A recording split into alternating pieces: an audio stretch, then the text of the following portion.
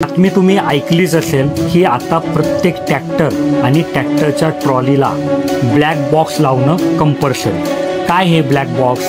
जसं विमानात तो ब्लॅक बॉक्स लावलेला असतो ना, तशाच धर्तीचं किंवा तेच इलेक्ट्रॉनिक डिव्हाइस आहे। त्याला काय म्हणतात? Event data recorder. म्हणजे काय होईल की तुमच्या ट्रॅक्टरचा जर काही अपघात झाला तर त्यावेळेस सर्व ती माहिती पोलिसांना आणि विमा कंपनीला सहज भेटेल असं त्यांचं म्हणणं आहे। मग याच्याने काय होईल तर माहीत नाही, पण मग हा खर्च का करायचा? आणि समजा तुम्ही विमानाला एवढं मोठं इक्विपमेंट लावायला लावतात तर त्या विमानाची किंमत किती आहे आणि आमच्या ट्रॅक्टरची किंमत किती आहे?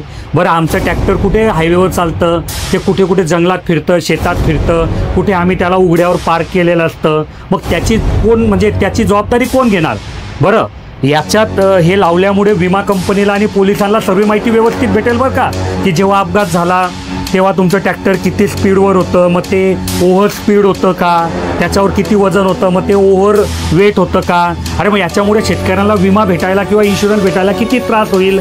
मग ह्या सर्वांमुळे जो त्रास शेतकऱ्यांना होणार आहे तर त्याला कारणीभूत कोण? आणि तुम्हाला काय वाटतं की हे डिव्हाइस का लावलं असेल, म्हणजे त्यांनी का बंधन केलं असेल? कमेंटमध्ये उत्तर सांगा।